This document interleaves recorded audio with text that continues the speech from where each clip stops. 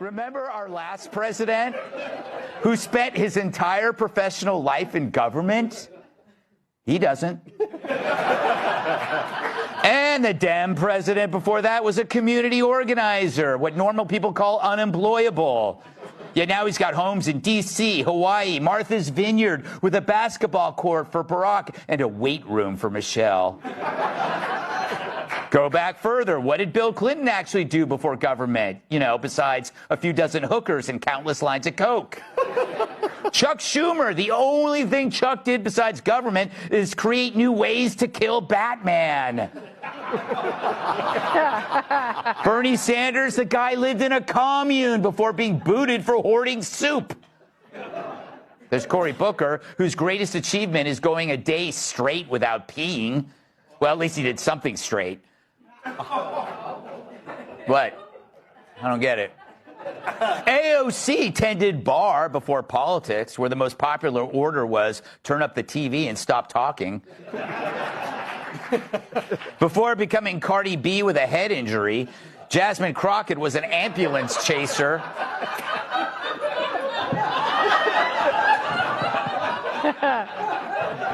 She was an ambulance chaser doing pro bono work for BLM. And trust me, BLM overpaid. Now look at the Trump machine, filled with people who did great things first, then public service. Our current prez built half the Manhattan skyline. And without those buildings, where could the left protest? Then we got the world's richest guy, who also rescues astronauts and helped the paralyzed walk and other stuff that I do on the weekends. He's even tackling the decline in the world's population, one hot chick at a time.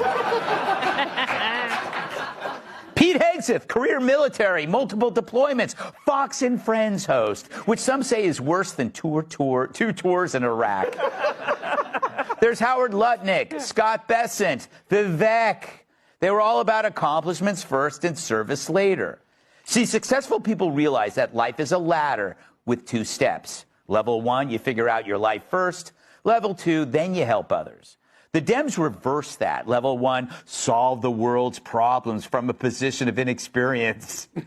Level 2, get rich off your phony status. On border security, the White House and Republicans are touting the claim that illegal crossings are down by 95%, godways, as they call them, are down by 99%, and only 9 foreign nationals were released into the country compared to many more under the Biden administration during an equal period. Is that not a sign that the Republicans... I'd say one thing to you. I don't trust Trump's numbers. That debate performance was the first time I saw anything like that out of President Biden. But I was shocked. I was genuinely surprised by that performance that evening, Senator, and was wrestling with what it meant for our path forward. He is a capable, strong leader of the free world. I was with him during the week after the debate, and he was doing a great job. I'm saying that after what was an admittedly very bad debate performance, he was sick, he had traveled too much, he did not perform well, the media wouldn't let him move on, and the polls began to reflect that folks did not have the confidence that he could serve 4 years as our next president. Thank you very much. Ronald Clinton. That's my name. That's right. War criminals. The people of Libya, the people of Iraq, the people of Syria, the people of Yemen, the people of Palestine, as well as the people of America will never forget. Last I looked, there was about 700,000 illegal aliens with criminal charges walking the streets of this country.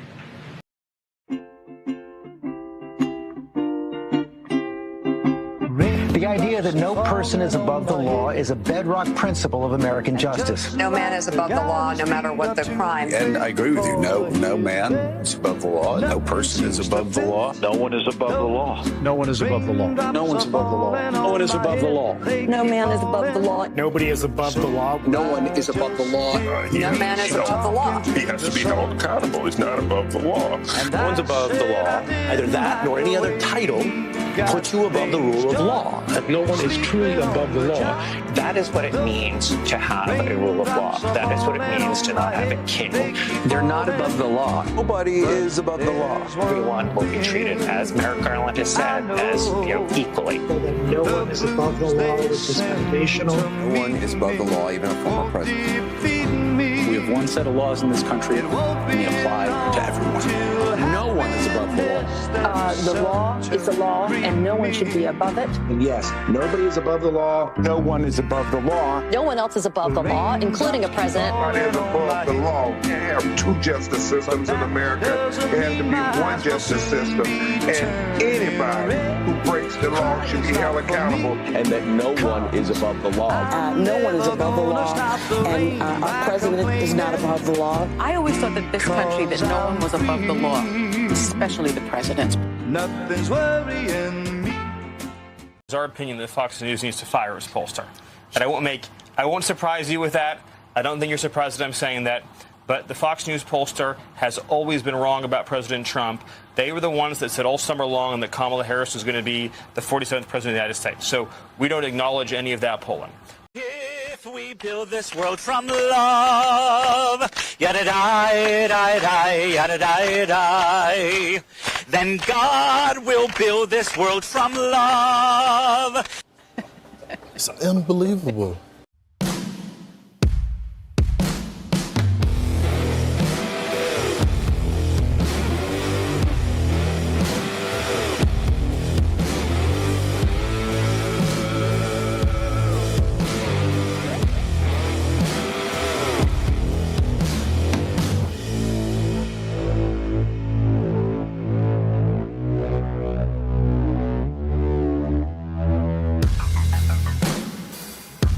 All right, Tuesday night, and we are live. Hope everybody's doing good. As always, be blessed in the mighty name of Jesus.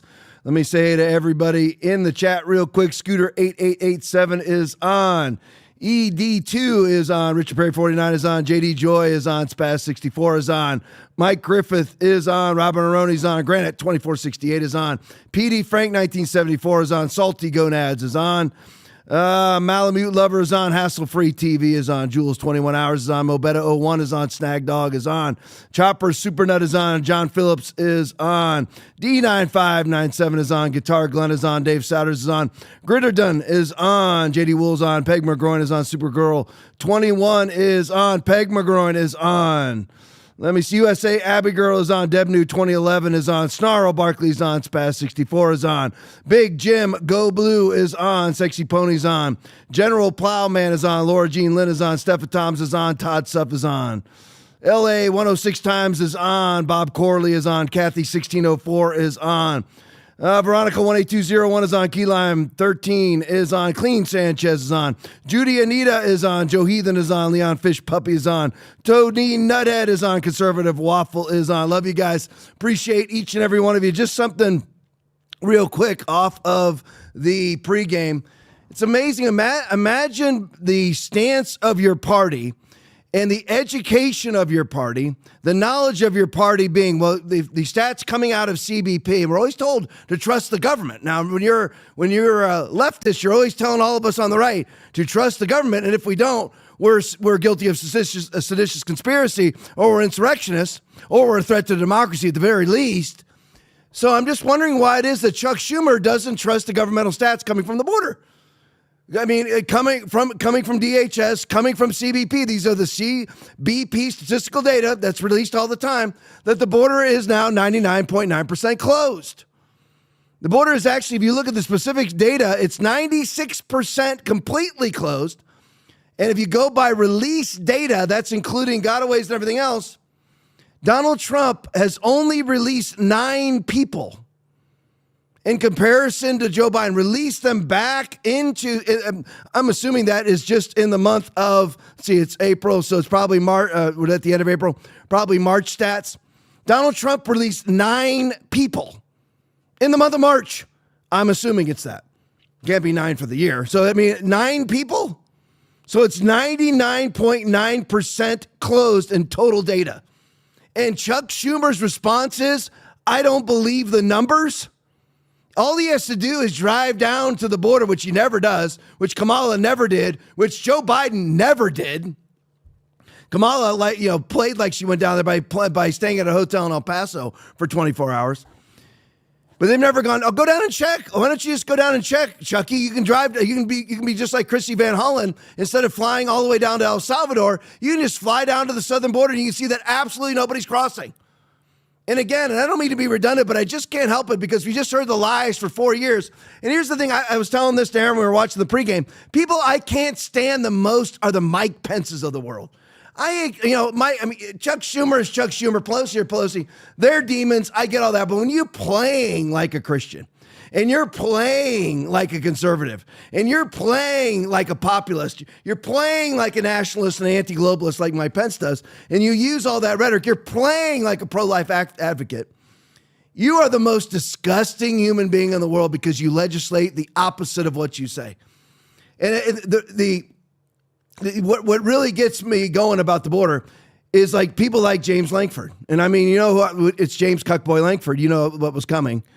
Because he jumped on with Chuck Schumer with, we need comprehensive border reform. This has been a complex situation for decades. The border has been broken for decades. And why don't you ever fix it? Well, we want to fix it, but we just don't agree with how Trump is fixing it. But then why don't you ever do your approved program?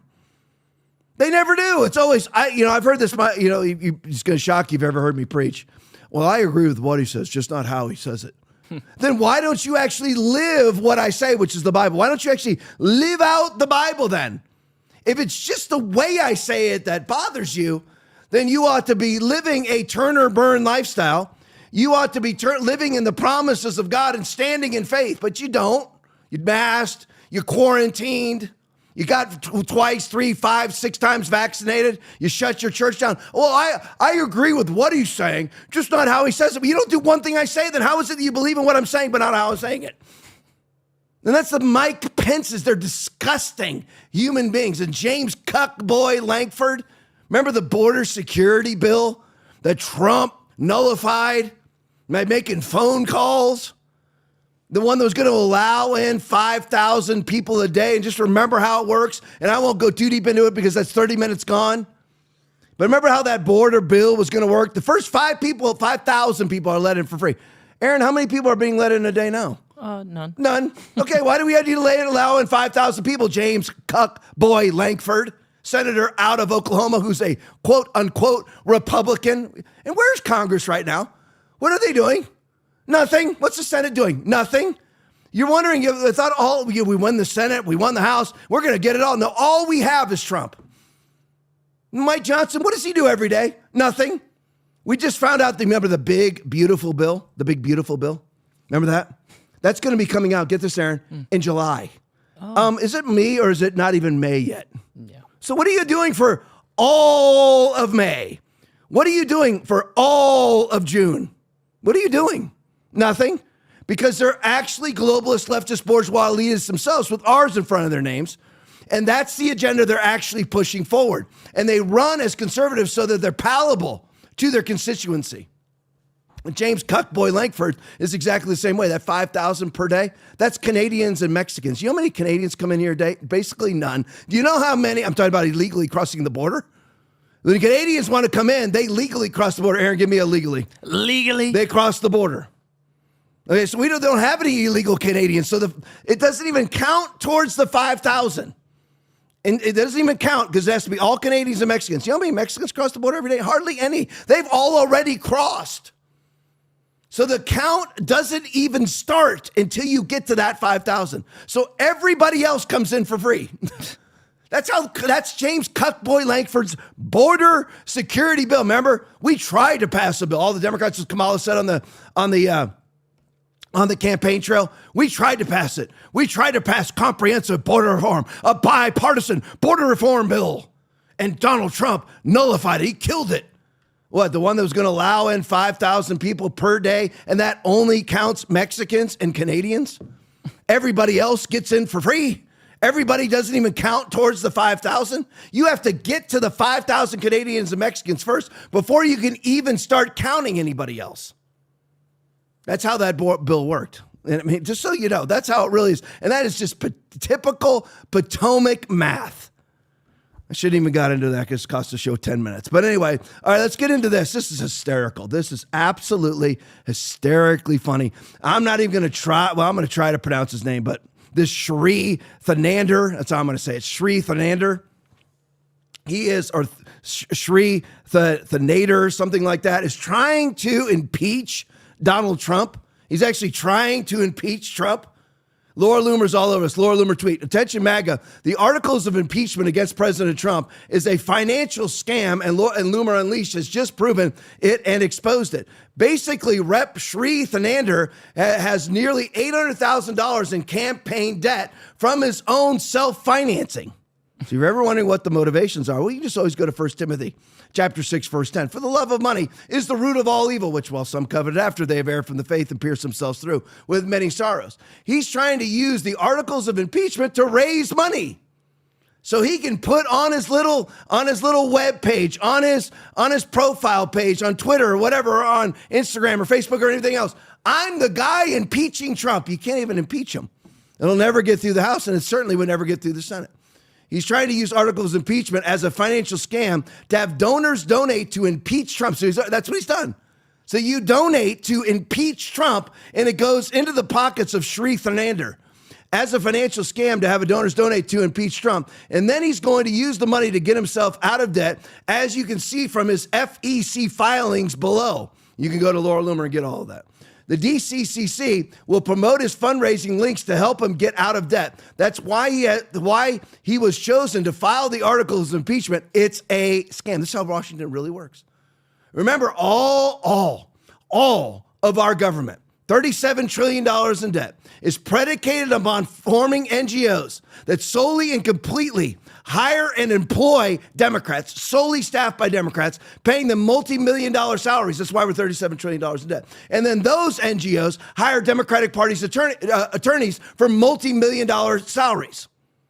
And those attorneys and those NGOs form other Democratic Party NGOs and other Democratic Party think tanks like the Brookings Institute, the National Endowment for Democracy, all scams and fully staffed by Democrats getting multi-million-dollar salaries. That's where all of our money goes. But don't worry, Aaron. Don't worry, Joe. Don't worry, everybody watching. They're all nonpartisan. Oh, they're right. They're unbiased. They're apolitical.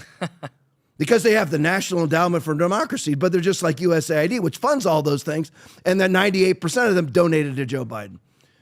Don't let anyone gaslight you and tell you it's legitimate. Rep. Sri Thanander is from India, and now he's trying to scam real Americans with blood ties to the soil of our nation so he can get out of debt.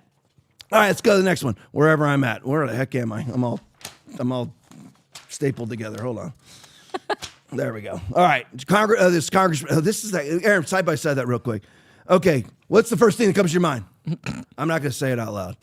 It'll be like defamatory. But what's the first thing that comes to your mind when you see this guy? I mean, this is I'm telling you, like, it gets weirder and weirder. Have you seen the new head of the WEF?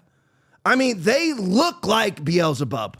It's not like they're possessed by Beelzebub. They look like Satan. Look at this guy. And wait, it's even worse. Wait till you hear him talk. Here's 56 seconds of Congressman Sri Thanander. I have introduced articles of impeachment against President Trump. Play it for me. This is Congressman Sri Thanander. Donald Trump has already done real damage to our democracy, but defying a unanimous 9-0 Supreme Court ruling, that has to be the final straw. It's time we impeach Donald J. Trump. The court said the wrongfully deported Kilmer Garcia must be allowed to return and receive due process. Trump ignored it. He ignored the Constitution. He ignored the very checks and balances that keep our democracy intact. This isn't an isolated incident. It's part of a dangerous deliberate pattern. That's why today I introduced a resolution to impeach Donald J. Trump, outlining 7 articles of impeachment. Article 1, obstruction of justice and abuse of executive power, from denying due process to unlawful deportation. All right, so there you go. We don't need to hear Article 1, Article 2, Article whatever. There it is. That's the guy who's actually trying to impeach Donald Trump without, and of course, any numbers to be able to do it, just so he can create a website called Impeach Trump to pay off his $800,000 in campaign debt. And you know, I think he's got, are we ready? Yeah. I think he's got more to say. So just play it. There we go. Hey, boys and girls.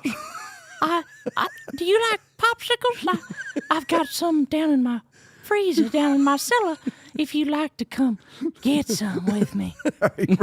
There you go. He had more to say. So he just had to put that out there. And I know that's what you're thinking, because that's what I'm thinking too, without saying it. But that's what I think. All right, Laura Loomer video, exclusive video.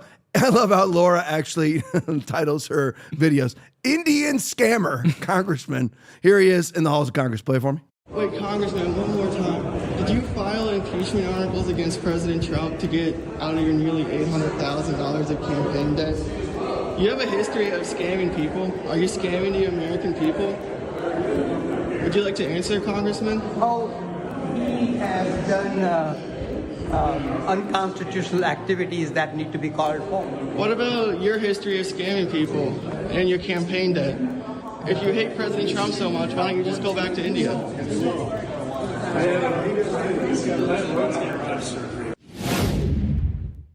All right, so there you go. I mean, it's an absolute scam. All right, let's go on to the next thing. So Jeff Bezos decides to turn up. I mean, it's amazing these guys are doing it after going and making sure that they kissed the ring, donated to the inauguration. I don't know if Bezos did, but I know that Zuckerberg gave $1 million to the inauguration, kissing Trump's ring, because all of these companies meet the prerequisites for a monopoly. All of them do. So they have to go to the president and kiss his butt and lick his boots. Any president. They have no problem, of course, when it's a Democratic Party president. But now that Trump's in office, they don't know if they're going to go after them as a monopoly. So, you know, of course, we'll see. And by the way, that is actually happening. And I believe that it's definitely, I don't know about with Bezos, but it is definitively happening with Zuckerberg. So don't expect Zuckerberg to own Instagram much longer or WhatsApp much longer. He may only get Facebook. But Bezos, out of nowhere, decides that he's going to turn up and he's going to put down on all the products that you order what the tariff additional cost is. Now, a great suggestion came from Mike Davis, Article 3 Foundation. One of the greatest attorney in Washington, D.C. A great suggestion. When I was listening to War Room today, he gave it. So the great thing about it is Bezos outs himself. If you're ordering something off of Amazon, Amazon Prime, whatever it may be, if you see a tariff notification on it, this is the amount. This cost an extra $70 because of tariffs. Don't buy it. Go buy American. Because they just identified that it came from China. Give me China, Aaron. China. It just came from China. So what's the point? Just go and buy American. It's going to be $70 more. You might as well buy an American product, right? I love that coming out of Mike Davis. That is absolutely brilliant coming from the Viceroy of D.C. So here's a Nick Sorter video. Wow, Caroline Leavitt just roasted Amazon. Play it for me. I will take this since I just got off the phone with the president about Amazon's announcement. This is a hostile and political act by Amazon. Why didn't Amazon do this when the Biden administration hiked inflation to the highest level in 40 years? And I would also add that it's not a surprise because, as Reuters recently wrote, Amazon has partnered with a Chinese propaganda arm. So this is another reason why Americans should buy American. It's another reason why we are onshoring critical supply chains here at home to shore up our own critical supply chain and boost our own manufacturing here. Is Jeff Bezos still a Trump supporter? order? Look, I will not speak to the president's relationships with Jeff Bezos, but I will tell you that this is certainly a hostile and political action by Amazon. And Secretary, if you have anything to add. Yeah, I would also add that the bringing down the terrible Biden inflation has been a priority for the first 100 days of the Trump administration, and President Trump has done a great job of leading that since January 20th. Interest rates. So Bezos decides to do this. Well, let's go right to President Trump, because Trump ended up on a phone call. I don't know if Bezos called him or he called Bezos, or set up call, don't know. But the results came out. The post-millennial video, Trump on Jeff Bezos. Play for me. Great. Jeff Bezos was very nice.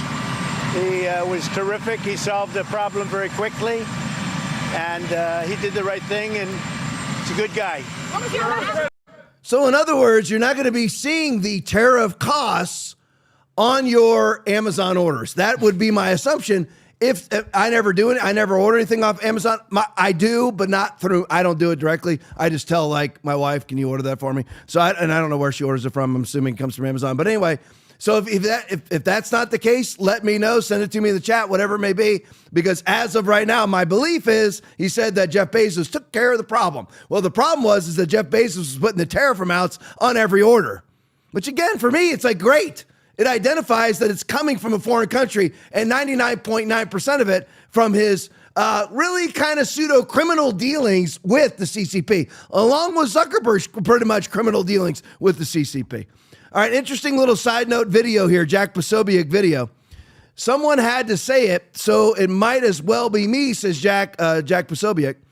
DEI ends lives. I remember I said this the other night that nobody's talking about this anymore. The Black Hawk crash with the commercial airliner at Reagan National in Washington, D.C. Nobody's ever talking about it anymore. Well, more information has come out. The pilot of the Black Hawk ignored her co-pilot and ignored them. Like drop down 300 feet, because if you don't, you're going to crash into a commercial airliner and kill 11 kids, not to mention everybody else on board. But well, don't worry, because she was a DEI hire, just like everybody said, who worked for Joe Biden. Play it for me. This was a horrific crash. 67 people lost their lives, including 11 children and their parents. And be clear about this, 11 children and their parents. The next day, I actually had the opportunity to travel to Reagan National Airport where this took place, and was there with NTSB. We reported this at the time, and we were on a visit with the Secretary of Homeland Security for the Coast Guard recovery efforts, interviewed Secretary Noem right just feet away from where this helicopter and where the bodies lay. Well, now the report has come out, and the New York Times posted this yesterday. Many people were asking, what could it be?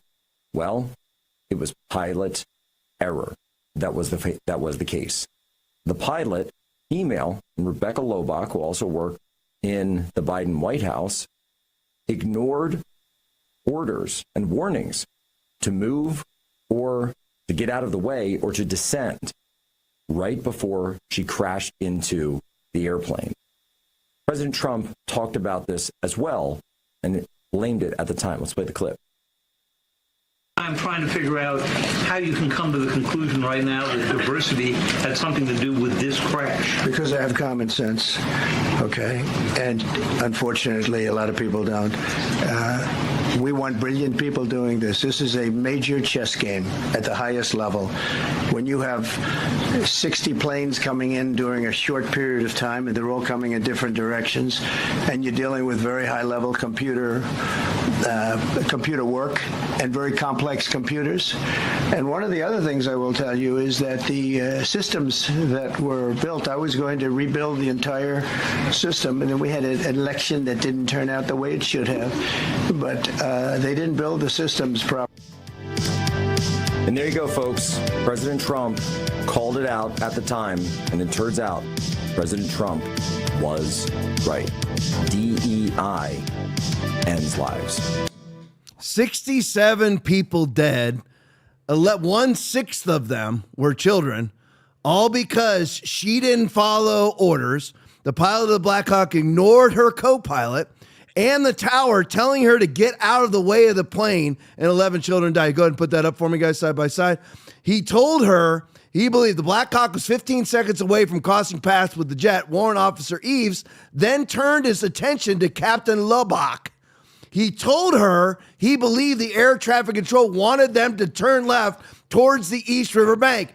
Turning left would have opened up more space between the helicopter and Flight 55342, which was heading for runway 33 at an altitude of roughly 300 feet. She didn't do any of it.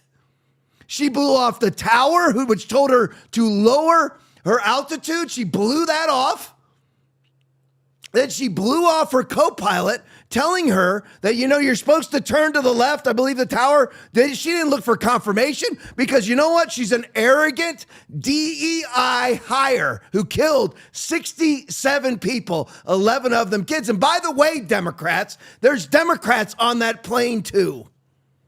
Just like it's always amazing to me. We're advocates for women. You kill 500,000 of them in the womb per year in the United States alone, 20 million worldwide, and you're an advocate for women. DEI is just a wonderful thing. I'm just wondering, when was the last time this ever happened with a non-DEI hire? Never. That's why. That's when. Let's go to the next one. Johnny Maga video, all things Trump right now. Energy Secretary Chris Wright just revealed that Biden drained the strategic petroleum reserve, strategic oil reserve, a lot of us call it SOR, petroleum reserve, so rapidly to drop prices before the election. Do you see what this whole country's about?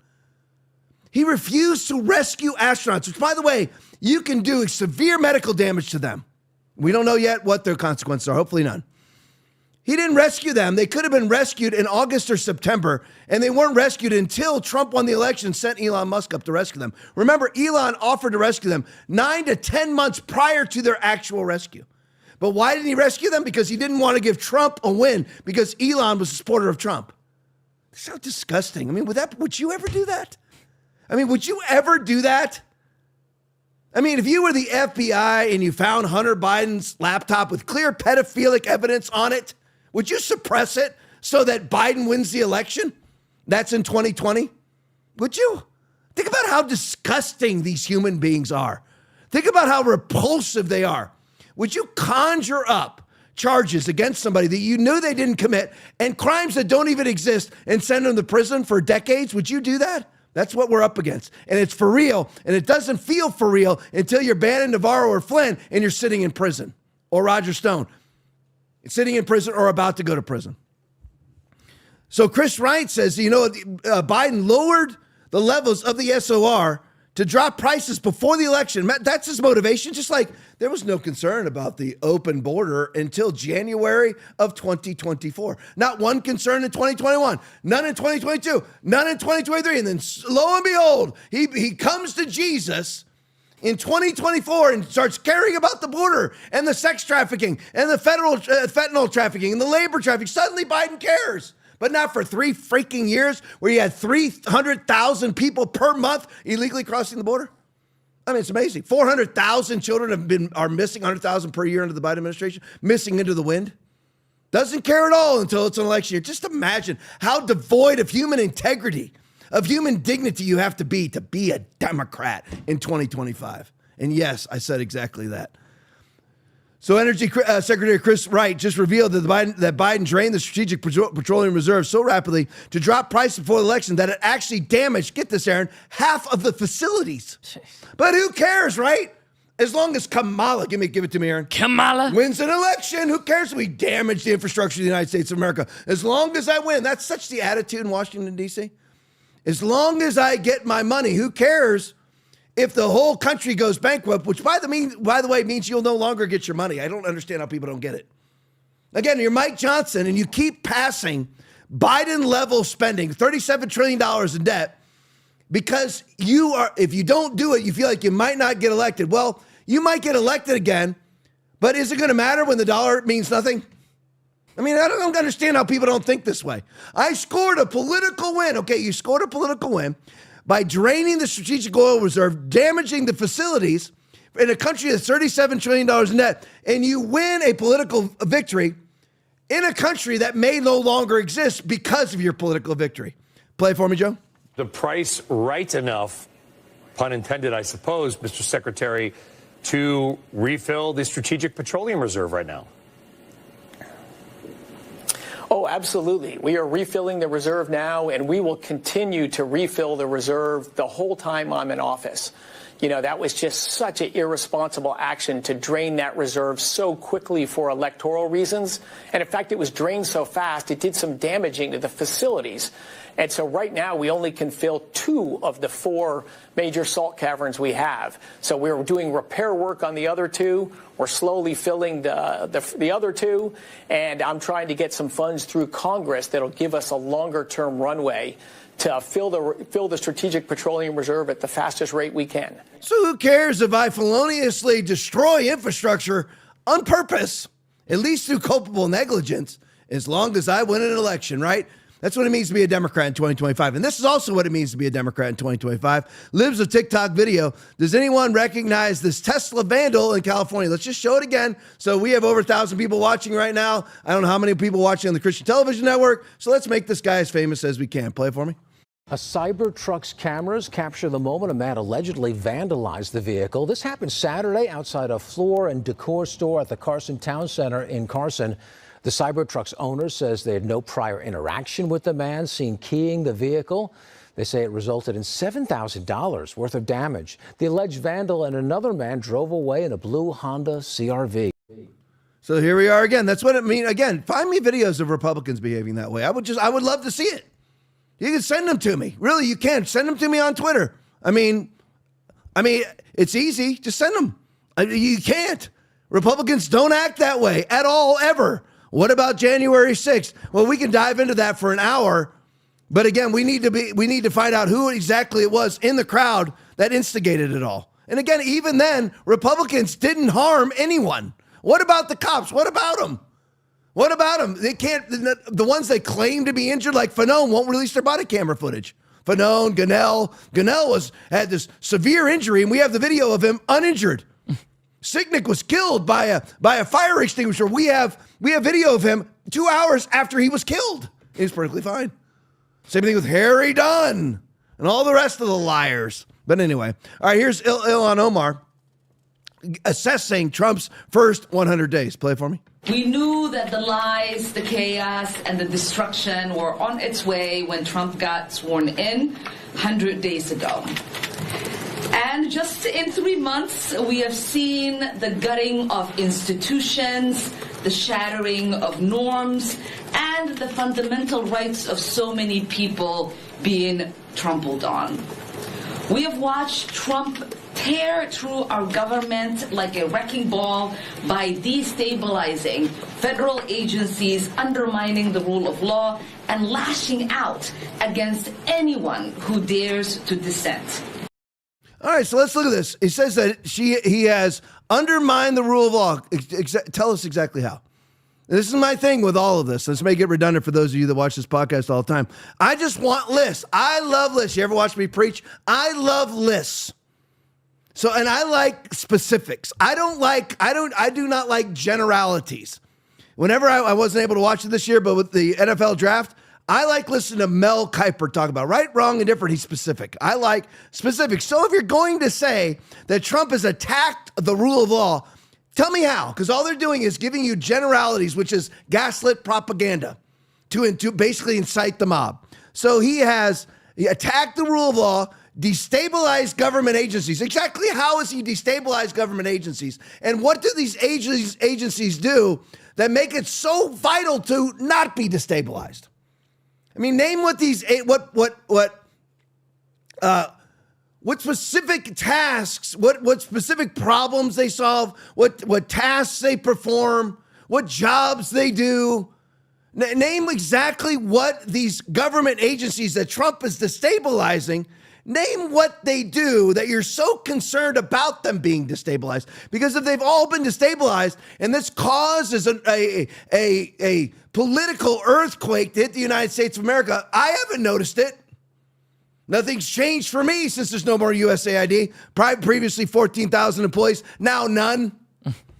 Doesn't that throw me off at all? Not one thing has changed in my life. And one thing that I did notice was gas was $2.98 in the state of Florida. It was never that way, not one day under the Biden administration, but it is now 298. Here, I've noticed that. But USAID's gone. Don't care. I care more about what I flushed down the toilet at 4 o'clock this afternoon than I do about the USAID. Seriously, I care more about it. I would go and look for that before I'd ever go look for USAID. Causing chaos. What chaos? What chaos is there? Name it. Can you name it? Give me a list of the chaos. Shattering norms. Good, because the norms, again, if you're going to defend norms, then you're going to have to name their a lineage of success. So the norms have led to $37 trillion in debt, and you don't want them attacked? Tell me, give me the credibility of the norms. Give me their excellent performance. I would love to see it. If we're not going, because in order for you to be concerned about attacking norms, then the norms must really perform well with $37 trillion in debt. Gutting institutions. Okay, the same argument. If you're so concerned about gutting institutions, then give me their lineage of success. Tell me how successful they are. Because you just want to keep doing this. But here we are. We're edging ever closer to $37 trillion in debt. And she doesn't want to gut institutions that cause this. Again, leave this up here. What are these institutions? What exactly? These are institutions that simply form other institutions that do nothing. That's all they are. And again, I keep forgetting to do it. I've got to bring my Doge list of all the expenditures that she obviously wants to keep on doing. All the expenditures that she wants to continue. Yeah, all she wants to continue is agencies like USAID and the National Institute for Peace forming NGOs that will employ her and other Democrats that will then contribute to Democratic Party campaigns, including hers when she finally runs for Senate, which we all know she eventually will. That's all that it is. And I'm talking about billions upon tens of hundreds of billions going to these NGOs that give Democrats multi-million-dollar jobs like her. That's all she cares about. And imagine that. Imagine being so short-sighted that you yourself are receiving millions. Get this now. You're receiving millions yourself from a country that will soon be bankrupt because you're receiving those millions, which then makes all of your money worthless. But yet you still fight for it. That makes sense, sir? Yeah. Okay. I just don't understand people. I don't get it. If you ever want to watch a message about a pastor who doesn't understand people, watch this Sunday at Foundation Church, because I've got a diatribe that you're going to love. Because I honestly, I never understand how people just don't look at themselves honestly. How they belie logic and self-assessment. That really blows my mind. How all the fruits say that you're wrong, and yet you still believe you're right. How's a false prophet known? By their fruit. Thomas Ern video. Leftist attempts to compare. This is so funny. I just had to put it in. I don't know what I'm going to say about it, but Dinesh D'Souza is awesome in this video. Thomas Ern video. Leftist attempts to compare Dinesh D'Souza, who came to the country legally. Give it to me, Aaron. Legally. Came to the country legally with Abrego Garcia, who came illegally. Give me that, Aaron. Illegally. There you go. I mean, imagine that you're going to, as a Democrat, you are so blind, you are so delusional that you think that Dinesh D'Souza is in the same stratosphere as Kilmar Abrego Garcia, who came in illegally as an MS-13 member in 2012, got caught up in a MS-13 gang sweep in 2019 and given a final order of removal, deportation. After that, he gets caught trafficking. Human trafficking in Tennessee. And prior to that, he has 2 injunctions of protection filed against him by his wife because he beat the crap out of her. This is the guy that Chrissy Van Hollen out of Maryland has to go down again. This guy believes is the same as Dinesh D'Souza. Play for me. Get into some of those today. You were born in India, and you're here legally. I want you here. I support your right to free speech. But if we start throwing people like you out of the country with the Democratic president, like, that's not right either, and I don't want that. And I want to make sure that people have access to due process. So they've got to show that Kilmar is a dangerous criminal, which I don't think they can do, because otherwise they would have already done it. Otherwise, we need to bring this guy home. That's what the Supreme Court has ruled. And every day that Trump is not listening to the Supreme Court, we're in the middle of a constitutional crisis. Okay, well, let's go to Dinesh for a response to that. Well, let's look at the differences between me and Kilmar. For one, I came to the country legally as an exchange student. I then became a foreign student and went to Dartmouth. Then I went through a process of getting a green card legally to work. I went through 5 years of naturalization. So I came to the country in 1978. I only became a citizen in 1991.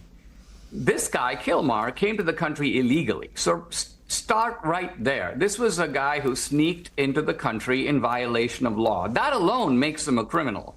Now, the question is, what do we do about people like Kilmar? The accomplishment, Pierre, as you noted, Trump has sealed the borders, so it's difficult for new Kilmars to sneak across. But we still have millions of people who are flagrantly and deliberately allowed in by Biden, and just millions of illegals in the country. Does Trump have the right to send those people home? That's the first question we have to ask. Now, an immigration judge admittedly looked at this case and said, yes, I kind of accept that this guy was a gang member based upon an identification apparently by someone in the gang. Note also that the judge said about Kilmar, if he goes back to El Salvador, he will be in danger of being killed by a rival gang. That alone implies that the guy himself was a gang member. Why would a rival gang target him if he wasn't himself in a gang? So the Trump administration has made this determination based upon the facts of the case. They've sent him to his native country, El Salvador. He's a citizen of El Salvador. It's the job of the Salvadoran government to decide what to do about his gang membership or his criminal status. That is not really our concern. So I do see these notable differences between Kilmar and Dinesh. You just look at these guys, these leftist commentators, and I just want to tell them because they're so non-masculine. I mean, they're just absolutely they've never made a stand in their entire life. And I just want to tell them, shave off your beard, transition, shove a tampon up your rectum, whatever it is that you need to do, just go the whole way. Because you make absolutely no sense whatsoever. You're comparing, and I already gave his history, Kilmar Abrego Garcia with Dinesh D'Souza, who came legally into the country in 1978, then got a student visa and attended Dartmouth. I wonder which college did Kilmar attend? The College of Human Trafficking? Then he got his green card. This all took not from 1978 to 1991. What's that, 13 years? 13 years it took him. Kilmar Abrego Garcia comes in 2012 illegally and gets a final order of removal in 2019 because he's caught up in an MS-13 gang sweep. Why was he caught up in an MS-13 gang sweep? Because he was in the midst of MS-13 leaders, of which he is one. And the only reason why he wasn't allowed, and by the way, it was the Biden administration that put Guatemala on his final order of removal, the withholding order that says he can't be removed from the country. He can be removed anywhere except Guatemala is what Biden put down. It was supposed to say El Salvador, so the clerical error was Biden's fault. And the reason why he couldn't go back to El Salvador and they mistakenly put Guatemala was because of the 18th Street gang that was a rival gang of MS-13, as Dinesh D'Souza illustrated, confirming that he was, in fact, a gang member. And now Dinesh D'Souza had to go through 5 years of naturalization, finally gets citizenship, legal citizenship, in 1991. And you are so stupid. And then the Democrat cuckboy on that show says, you know, you have the right to be here, and I affirm your right to free speech and everything. Oh, thank you so much, cuckboy. And he says, but what about when a Democratic Party administration comes in and starts removing you? He's a citizen of the United States of America. He is a naturalized citizen of the United States of America. Like Elon Musk, he cannot be deported because he immigrated legally and is now a citizen. What do you not see? I know. Help me understand, Aaron. Yeah, I don't. I don't know. What do you not see? You're going to deport citizens? When has that ever happened? Republican or Democrat administration, we start deporting our political rivals. You think the next Democrat comes in and they're going to round up the Dinesh D'Souzas and Elon Musks and deport them?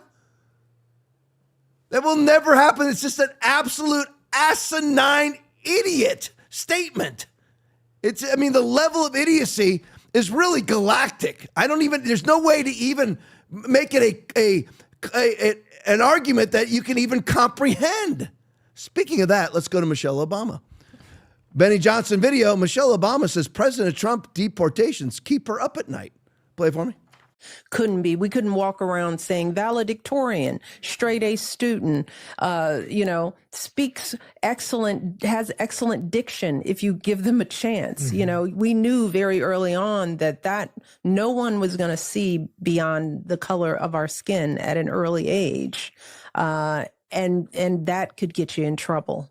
Yeah. I mean, when you talk about that fear, I'm sure that fear has been tested across your life in so many different places. And I wonder, what would you say has been the most hardest recent test of that fear? Because it's not one of those fears that you kind of get over and it just goes away. It kind of shows its head in many different ways, I imagine. Well, in this current climate for me, it's, what's happening to immigrants.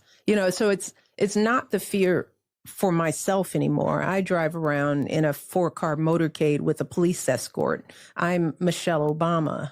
I do still worry about my daughters in the world, even though they are somewhat recognizable. So my fears are for what I know is happening out there in streets all over the city. And now that we have leadership that is sort of indiscriminately determining who belongs and who doesn't, and we know that those decisions aren't being made with courts and with due process, and, that it's being made like this cop that pulled my brother over when he was 12.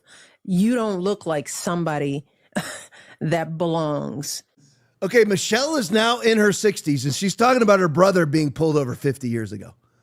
And that still bothers you? Because some cop pulled your brother over 50 years ago, and you're worth $300 million? And as you say, the fear is no longer about me, because I get to drive around in a Secret Service 4-car motorcade because I am Michelle Obama. That's exactly what she said. Ooh. And she says that she worries about people being indiscriminately deported. No, Michelle, the people that are being deported are criminal aliens. It's not indiscriminate. It's not based on race.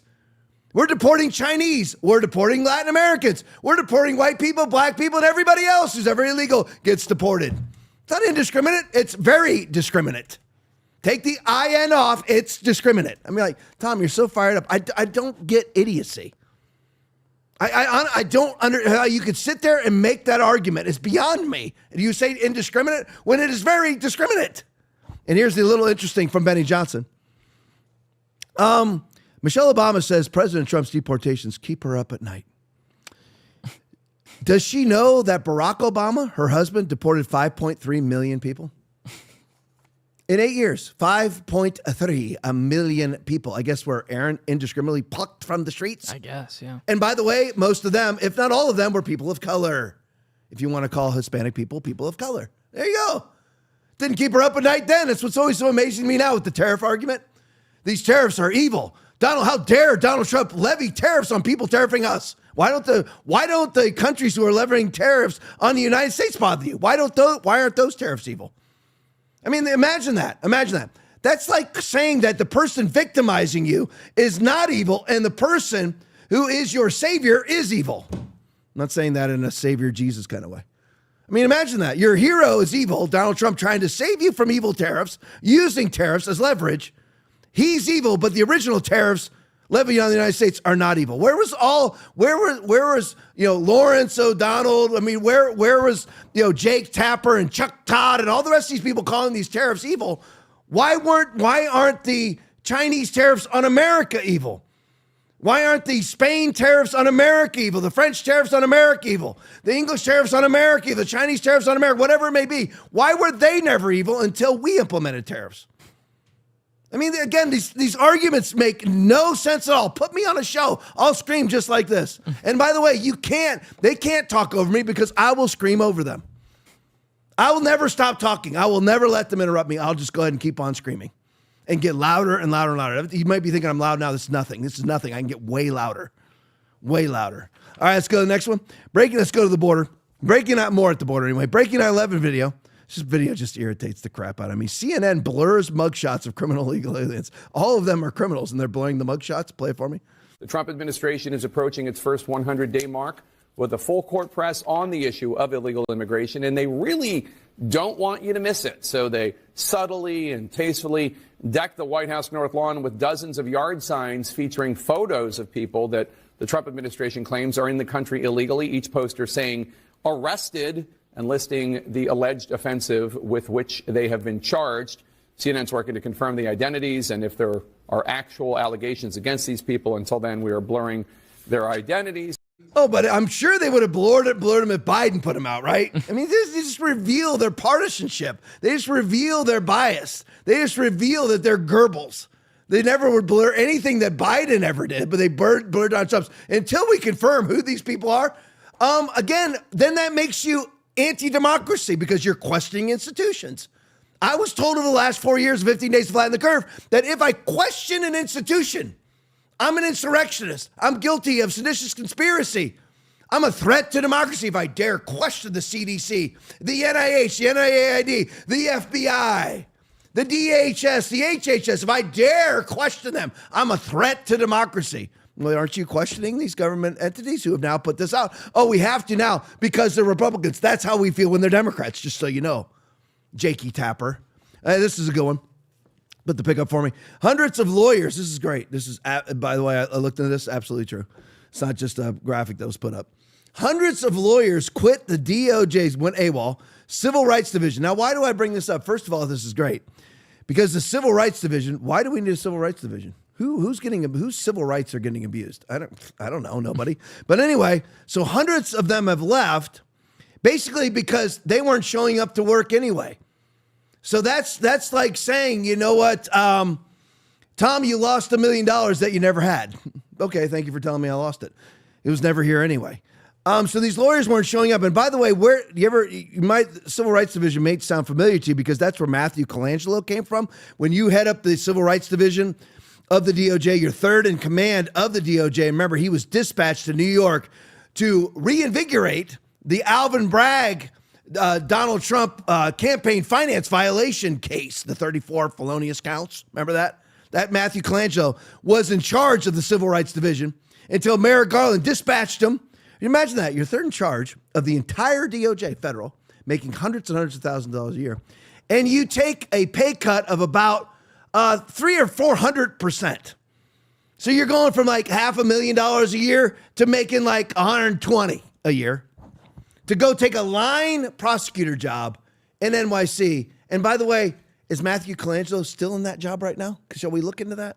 As I seriously doubt he is. Or he's probably on sabbatical.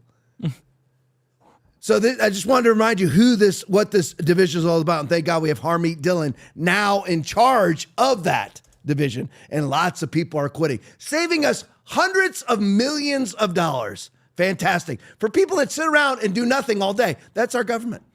They're just forming NGOs and sitting around and doing nothing all day and collecting paychecks. Empty office building after empty office building. But don't worry, Aaron. Don't worry, Joe. Don't worry, everybody's watching. We only pay like $60 million a month to rent the frickin' thing when nobody shows up. Let's go to the next one. Grace Chong video. Mike Davis, one of my favorite people. Now that we have Trump's antitrust law enforcers at the FTC, here comes the rhinos. Jimmy Jordan at the FTC. And you ever wonder why it is? You never hear Jim Jordan actually ever accomplish anything? You hear great speeches. He tears apart, the people who have been nominated to Democrat positions and, the confirmation hearings. And the same thing with John Kennedy, from Louisiana. They're so great. They just tear him up.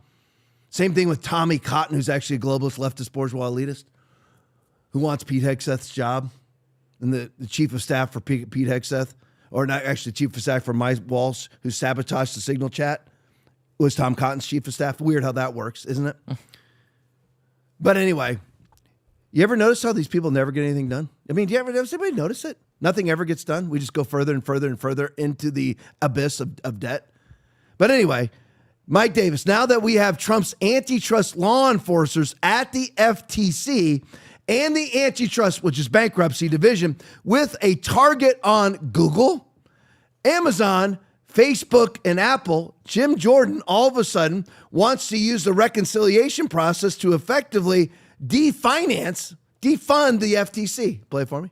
Jim Jordan, nice guy, but he's always carried the water for big tech, and he's carrying the water for big tech now because now that Trump's antitrust law enforcers are really heating up their efforts against Google and Facebook and Amazon and Apple, you see Jim Jordan doing something he hasn't done for 4 years.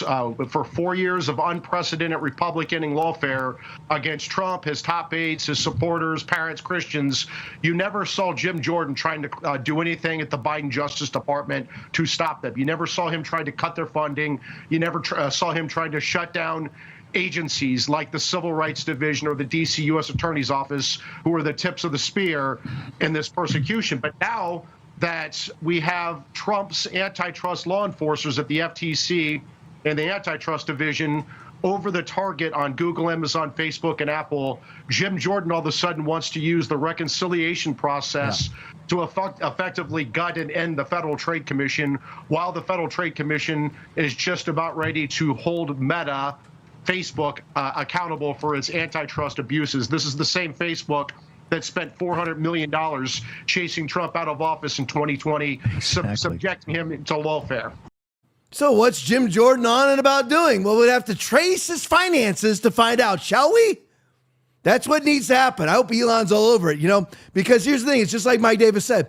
For years, you had this lawfare, whether it's Civil Rights Division out of the DOJ itself with Lisa Monaco and Merrick Garland, persecuting via prosecution Donald Trump.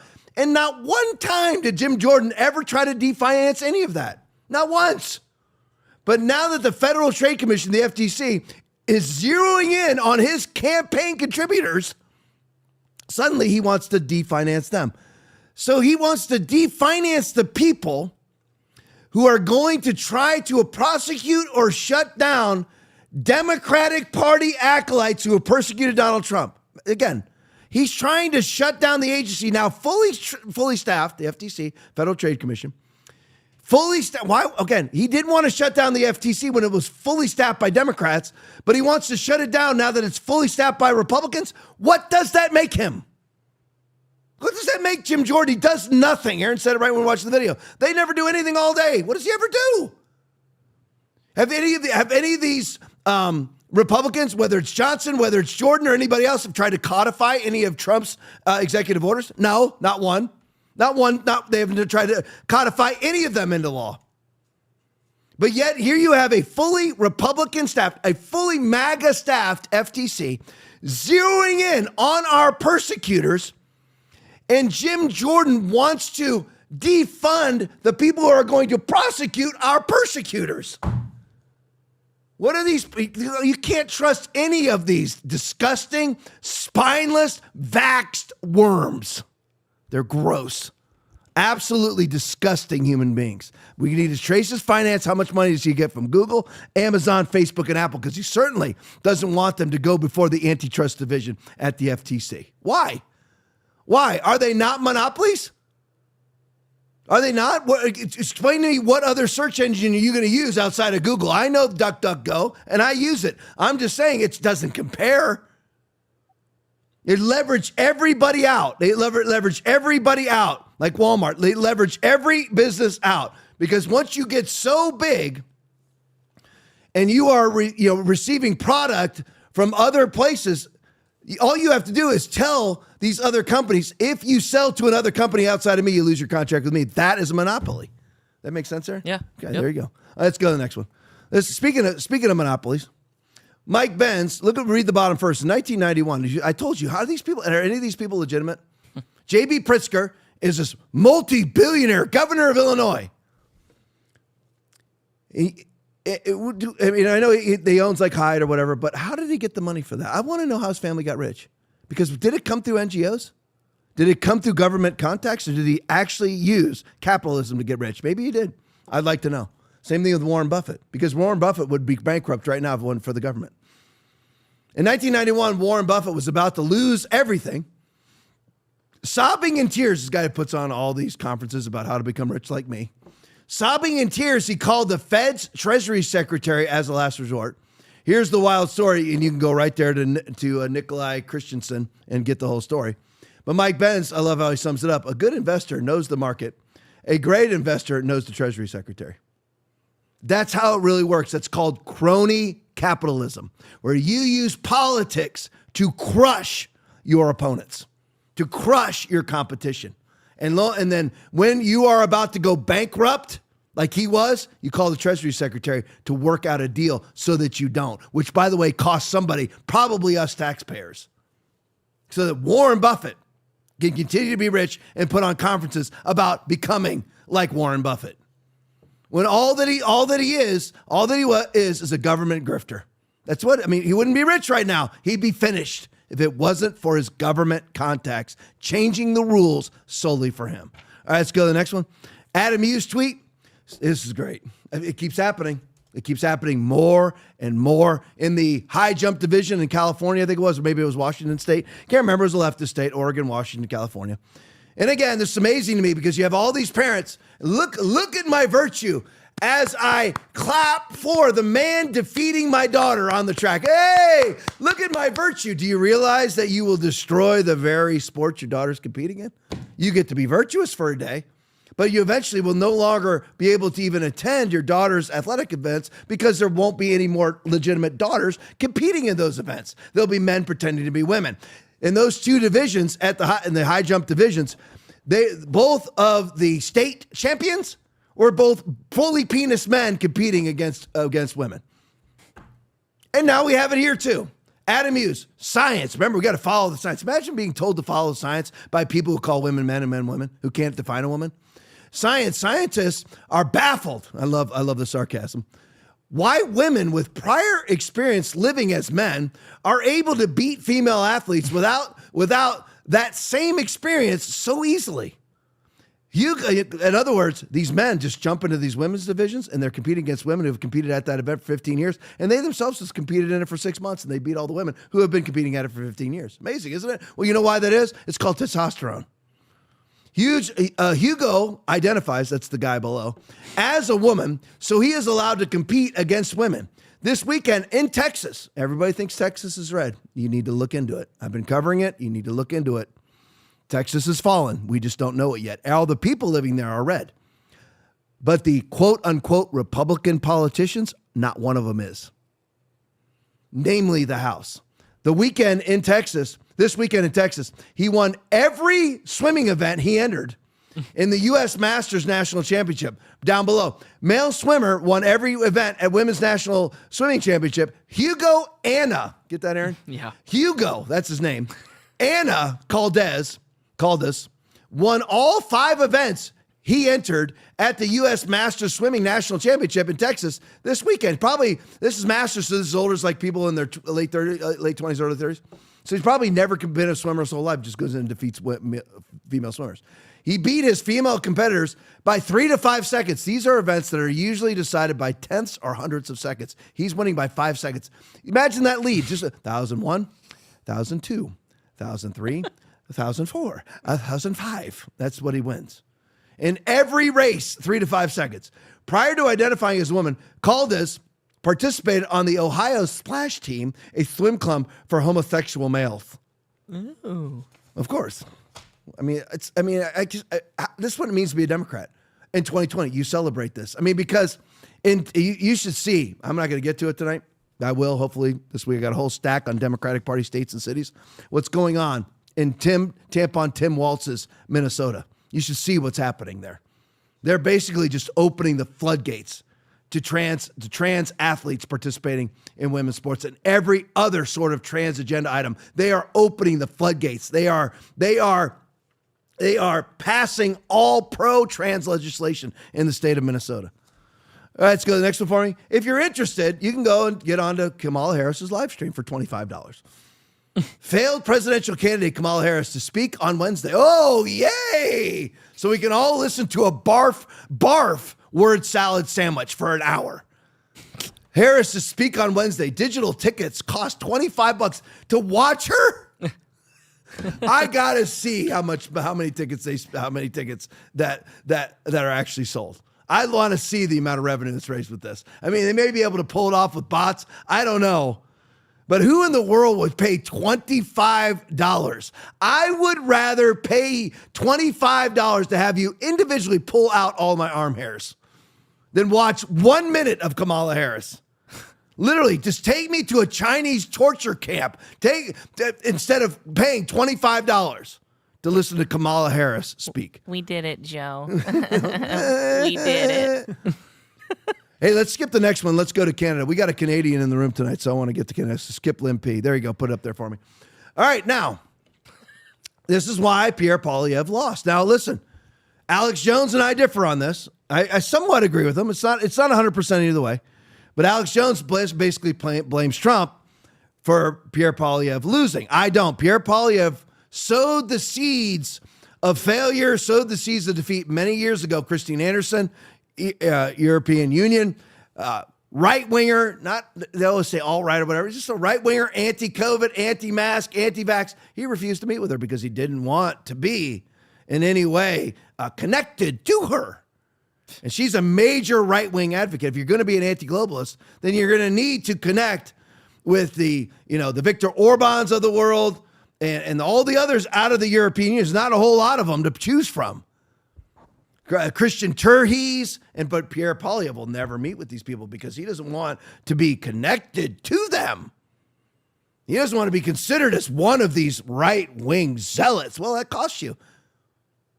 It's right out, Revelation 3:15 and 16. I know thy works, that thou art neither cold nor hot. I would thou wert cold or hot. So then, because thou art lukewarm and neither cold nor hot, I'll spew thee out of my mouth. Being lukewarm, saying you're one thing, and refusing to meet with others who are that one thing, and not legislating that one thing, saying you're one thing and not living it, that's lukewarm. That's like being a Christian and you're sleeping with your boyfriend.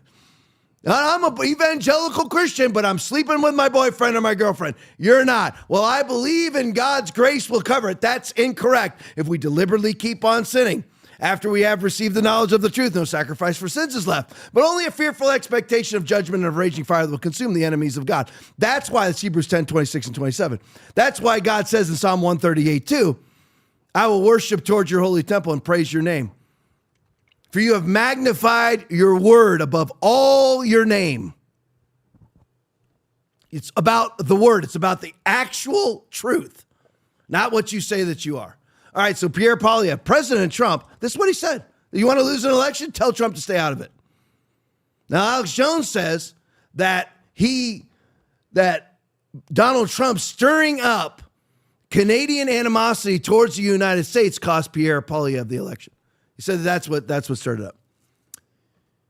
I don't think that's necessarily completely and totally not true, but Pierre Poilievre sabotaged his own election a long time ago by not being a legitimate right-winger. If you're going to be a right-winger, be a right-winger. Hang around with right-wingers, espouse right-wing principles, and then all the right-wingers will come out and vote for you, i.e. Donald Trump. But he didn't. He told Donald Trump to stay out of election. You know how many people win when they tell Donald Trump to stay out of it? None. Statistically, none. He's the biggest right-winger on the planet. He told him to stay out of the election. The only people who decide the future of Canada are Canadians. Well, they certainly did, because now they got Mark Carney, who's worse than Justin Trudeau.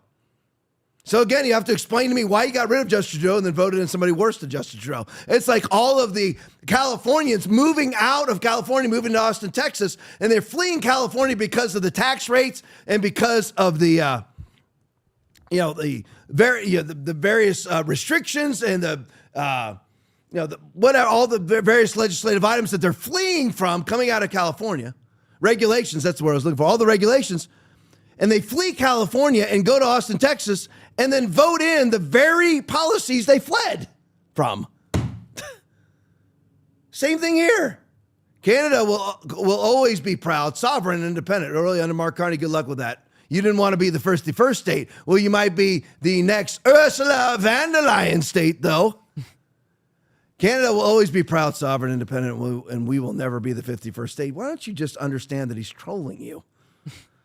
Donald Trump it was all just to get attention. Today, Canadians can vote for change. Oh, they did. They voted for you, and you had this election sewn up and you chose to throw it away. Change so we can strengthen our country, stand on our own 2 feet. And so you just basically join the globalist, leftist, bourgeois elitists. You are hundreds of billions of dollars in debt where 10 years ago you had no debt at all. And Canadians just vote. I mean, it's amazing to me. Just using the carbon tax as an example. This is what Canadians fall for. And by the way, it's the same thing in blue states in the United States. They say to you, we're going to give you a tax rebate of $3,000 a year, but we're going to charge you taxes of $6,000 a year. I don't want to lose my rebate. That's how people vote. Why don't you just vote for the person who's not going to charge you the $6,000 carbon tax instead of getting a $3,000 rebate and losing $3,000? I don't get people. I mean, I really don't. I don't want to lose my rebate. It's the same thing with fiscal policy in the United States of America.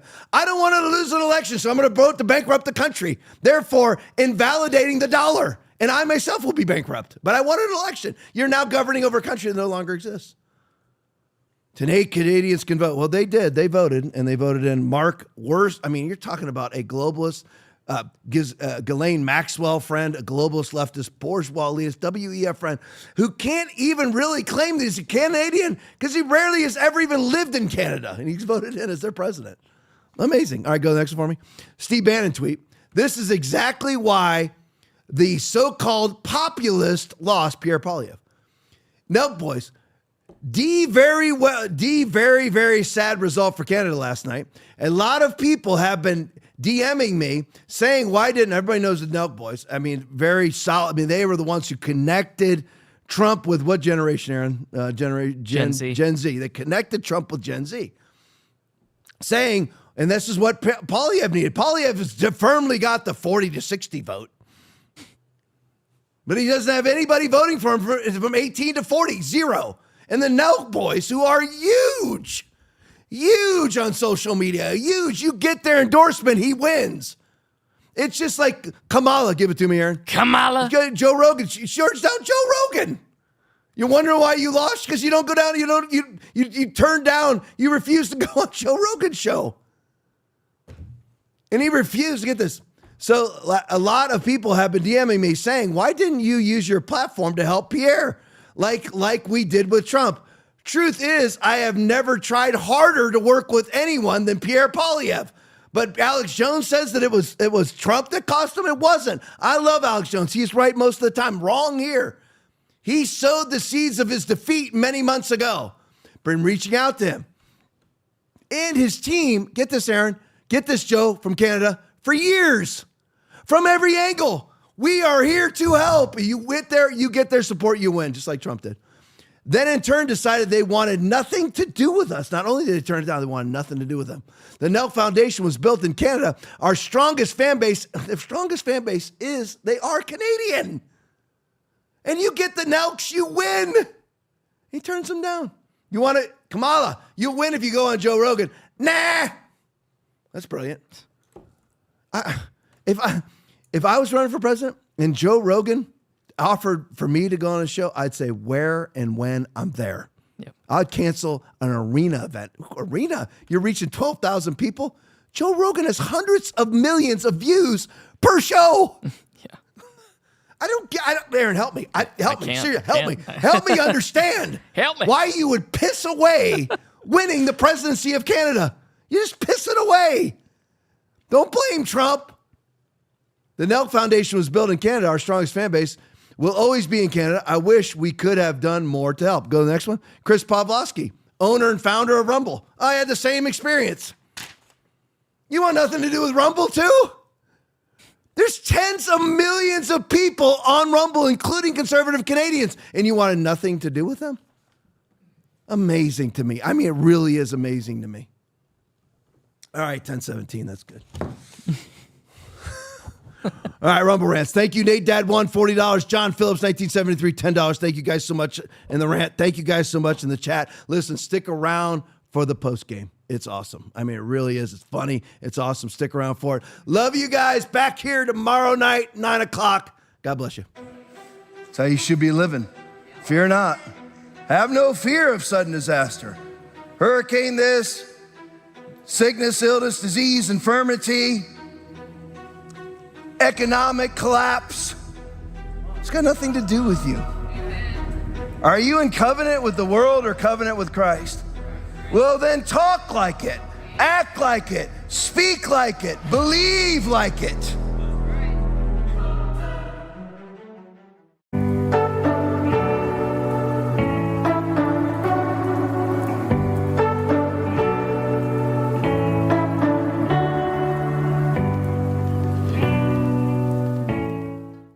Thank you for watching the Tom Laipply podcast. We appreciate your support. As a special thank you, when you donate $25 or more, you'll receive a free TLP mug. Sip your favorite beverage while enjoying all the insights from our episodes. Your support helps us keep bringing you current events from around the globe. Donate now to claim your mug. Please, with a straight face, try and tell me that Russia did not start this war 3 years ago. I know the history, I know what happened, and I know all the background to this, but the idea this is somehow bloody Zelensky's fault and Ukraine's fault is an absolute joke. Blimey, that was a long response, Piers. I hope I'll get as long to respond to your response without you interrupting me. You're going to regret it when very soon Zelensky is sitting in a beachfront villa somewhere, counting his ill-gotten gains, and all the secrets of the rampant corruption between the Democrats and the Zelensky regime begin to tumble out of the cupboard. This war did not begin 3 years ago. You very well know that it began in 2014. You very well know that it began with a coup against the elected president of Ukraine, backed by Victoria Nuland and the administration at that time, and supported by you. You very well know that the criminalization of the Russian language, which followed hard on the heels of that coup, was the proximate reason for an uprising in the east of the country amongst Russian-speaking, ethnically Russian people. You very well know that Zelensky and his predecessor rained down shot and shell on the people of East Ukraine for 8 years before Putin intervened in 2022, and that 14,000 people, most of them women and children, were killed in that onslaught. You very well know that Zelensky was preparing for a final onslaught, a final solution. And while I'm on that subject, you're always telling us how much you love the Jews. You're supporting a regime which puts up statues to Nazi collaborators, to generals of the Galician division of the SS.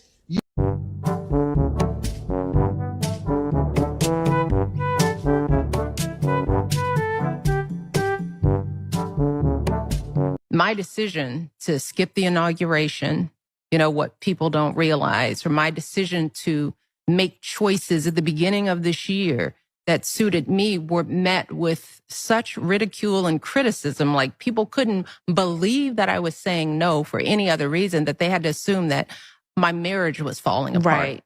You know, Mm-hmm. it's like, while I'm here really trying to own my life and intentionally practice making the choice that was right for me, and it took everything in my power to not do the thing that was right. Нет. Ушел, ушел. Ушел.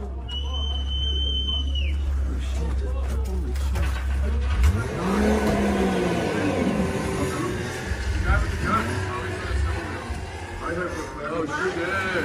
Oh, he's taking away. Holy shit. Snow scooter? Yeah. Yeah, very brave guy. Damn, that guy is brave. Oh, he's got a gun here. Guys. Rebecca? Sorry. If you killed a baby, that's murder.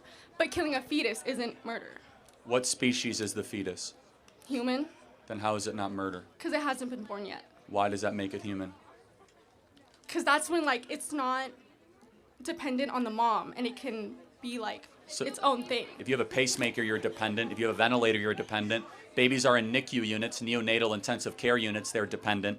dependency does not equal its degree of moral worth.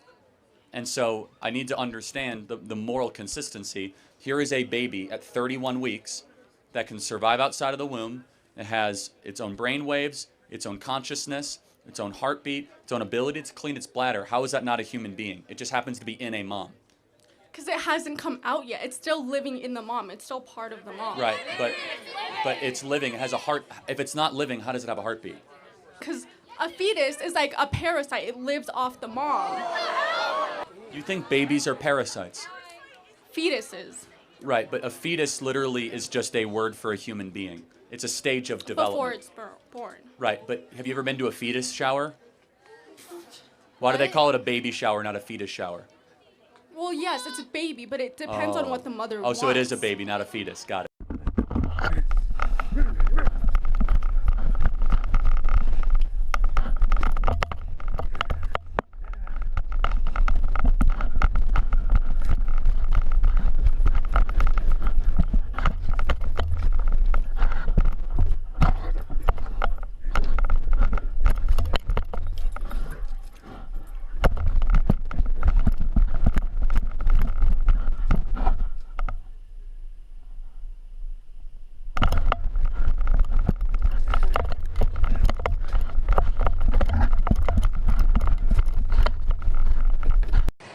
Conor McGregor ended up in the Oval Office this week. What do you think that says about the state of US politics? It's very depressing. You get your fat ass out of my country and take your stupid woke liberal bullshit with it. This fucking cow landed in Dublin and everyone in Galway was launched into the United Kingdom. She tipped the whole fucking country over. You are a fat fucking pig and nobody wants you here.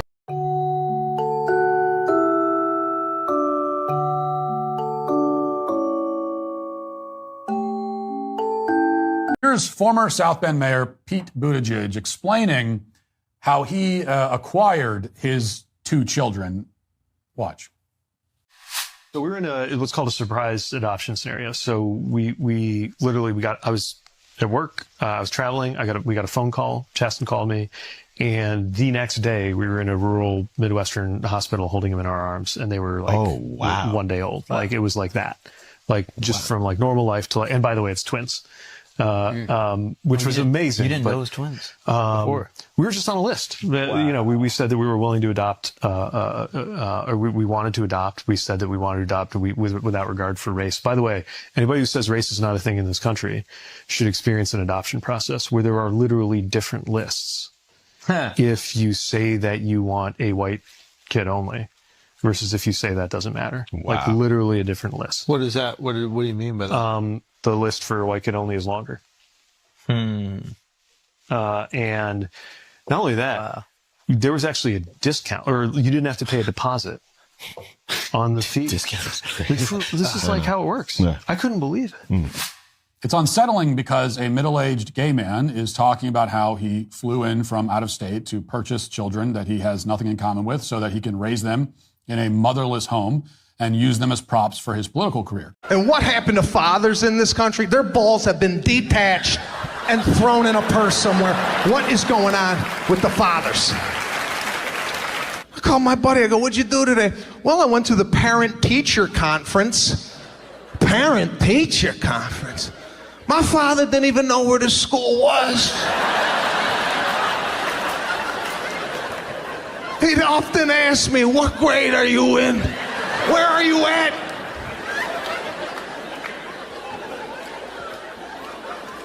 Another buddy's got a man cave he can't stop talking about. Oh, you gotta come by.